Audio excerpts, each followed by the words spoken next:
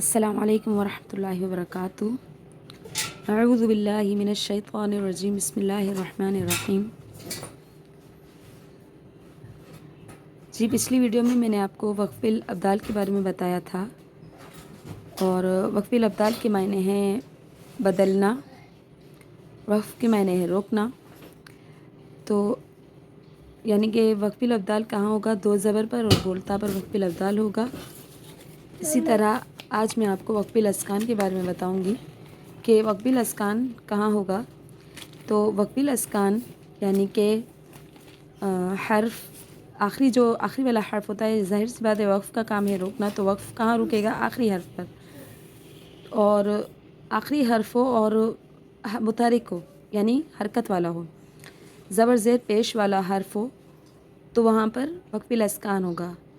और दो ज़ेर हो और दो पेश हो, दो ज़बर नहीं होना, दो ज़बर होगा तो वहाँ पर वक़्फ़िल अब्दाल होगा। लेकिन दो ज़ेर और दो पेश होगा तो वहाँ पर वक़्फ़िल अस्कान होगा। जैसा कि यहाँ पर अब हम देख रहे हैं क़ौल, हालत वक़्फ़ क़ौल। अब आखिरी हर्फ कौन सा है? लाम। और लाम को हमने क्या कर दिया? वक़्फ़ में साकिन यानी कि ज़बर को साकिन कर दिया, तो यहाँ पर होगा वक़्फ़िल अस्कान।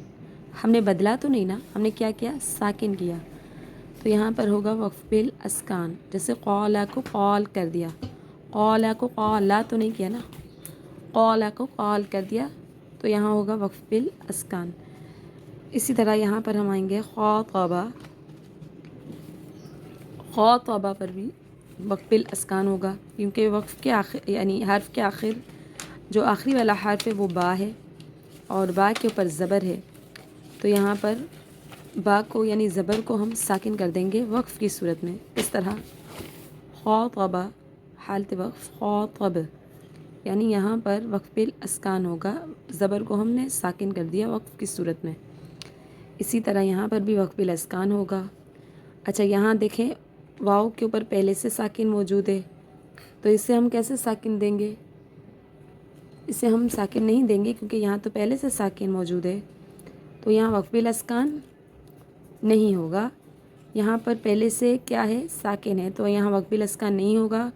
और ये आखिरी हर्फ आपको पता होगा, मैंने बता दिया है लेकिन फिर भी बता दूँ कि ये आखिरी हर्फ वाव मद्दा है, यानी वाव साकिन से पहले पेश है, तो ये मद्दे असली इसको कहते हैं। यहाँ पर मद्दे असली होगा, वक़्फ़ की हालत में यहाँ मद्दे असली होगा, तो इसको हम वक़्फ़ में और वसल दोनों में वैसा ही पढ़ेंगे, जैसे क़ौलू को क़ौलू पढ़ेंगे। ठीक है जी।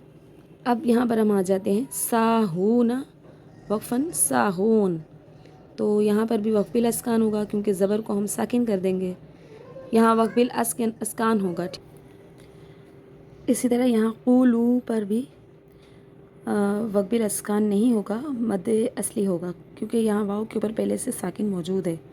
ठीक है, वक़्फ़िल अस्कान मैंने बताया ना कहाँ होता है? जब हम हरकत वाले हर्फ को पहले हरकत वाले हर्फ को हम साकिन करेंगे। ठीक है, जैसे लाम हरकत वाला हर्फ है, लाम के ऊपर हरकत है, ज़बर को साकिन कर देंगे वक़्फ़ की हालत में। ठीक है, इसी तरह यहाँ पर भी मुस्लिहूना पर भी यानी मुस्लिहूना को मुस्लिहून करेंगे तो यहाँ वक़्फ़िल अस्कान होगा। और दूसरा मद्दे आरिज़ लिस्सुकून होगा, ये भी मैंने आपको बता दिया है, यानी सुकून आर्जी है। देखें वक़्फ़िल अस्कान कहाँ होगा? सुकून आर्जी पर। जैसे ये हमको सुकून आर्जी का मतलब ये है कि हम इनको ख़ुद से साकिन करते हैं, और सुकून असली इसको कहते हैं। ठीक है, सुकून असली ये यानी पहले से साकिन है, और सुकून आर्जी यानी हम उनको ख़ुद से साकिन करते हैं। जैसे नून के ऊपर साकिन तो मौजूद नहीं है लेकिन नून के ऊपर हरकत है, तो हम इनको ख़ुद से साकिन करेंगे, तो इसको कहते हैं सुकून आर्जी। सुकून आर्जी से पहले वाव मद्दा यानी वाव साकिन से पहले पेश है हा के ऊपर, तो ये वाव मद्दा कहलाएगा। तो सुकून आर्जी से पहले वाव मद्दा मौजूद है, तो यहाँ मद्दे आरिज़ लिस्सुकून होगा, ये मैंने बता दिया है, फिर भी मैं दोहरा रही हूँ आपके लिए। ठीक है, इसी तरह यहाँ पर भी यशऊरूना पर भी वक़्फ़िल अस्कान होगा क्योंकि यहाँ पर भी हरकत वाले हर्फ को हम साकिन कर देंगे, तो सुकून आर्जी कहलाएगा, और सुकून आर्जी से पहले वाव मद्दा मौजूद है। इसी तरह यहाँ पर भी मद्दे आरिज़ लिस्सुकून होगा, यहाँ पर भी वक़्फ़िल अस्कान होगा, यानी سکون عارض سے پہلے واو مدہ موجود ہے، مد عارض للسکون بھی ہوگا اور وقف بالاسکان بھی ہوگا۔ اچھا ٹھیک ہے، اب میں نے آپ کو پہلے بتایا نا کہ دو پیش کی تنوین اور دو زیر کی تنوین پر بھی وقف بالاسکان ہوگا، یعنی دو زبر پر نہیں ہوگا وقف بالاسکان، کیونکہ دو زبر پر وقف بالابدال ہوگا اور دو پیش پر اور دو زیر پر وقف بالاسکان ہوگا۔ جیسے یہاں دو پیش ہے، اب اس کو ہم نے وقف کی حالت میں کس طرح پڑھنا ہے، جیسے ہم پڑھیں گے ح زبر حفا یا ظرفی حفی، ضا دو پیش زن، ضا دو پیش زن، حفیظ حالت وقف حفیظ، ہم نے حفیظ کیا، ٹھیک ہے، ہم نے حفیظو تو نہیں کیا نا، یعنی حفیظن کو حفیظو تو نہیں کیا، ٹھیک ہے، ہم نے حفیظ کیا یعنی ساکن کیا، تو یہاں پر بھی وقف بالاسکان ہوگا۔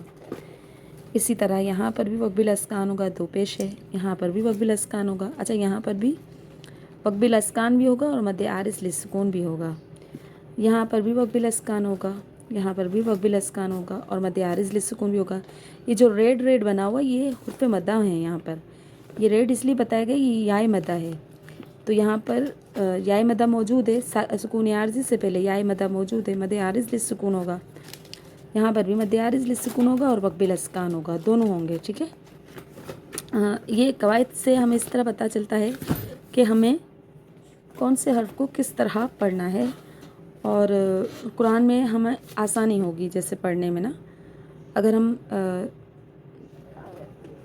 ہمیں پتہ نہیں ہوگا قواعدوں کے بارے میں تو ہم ظاہر سی بات ہے قرآن میں جو حرف ہیں یعنی آیتیں وغیرہ ہیں تو ان کو ہم کس طرح ادا کریں گے، کس طرح پڑھیں گے، ٹھیک ہے، ان کو ہم صحیح طریقے سے نہیں پڑھ پائیں گے، اور قواعدوں کے ذریعے ہی ہمیں پتہ چلے گا کہ کون سے حرف کس طرح پڑھنا ہے، ان کی ادائیگی کس طرح کرنی ہے، تو یہ ان سے ہی ہمیں پتہ چلے گا، اور تجوید کہتے ہی اسے ہیں، ٹھیک ہے، اگر جن کو تجوید سے پڑھنا ہے قرآن تو وہ پہلے قواعد سیکھے گا، ٹھیک ہے، اور پھر اس سے پھر آپ کی ہماری تجوید بھی اچھی ہو جائے گی انشاءاللہ۔ اور آج کے لیے اتنا ہی، مجھے امید ہے آپ کو سمجھ آ گیا ہوگا، ٹھیک ہے، جزاکم اللہ خیرا کثیرا، السلام علیکم ورحمۃ اللہ وبرکاتہ۔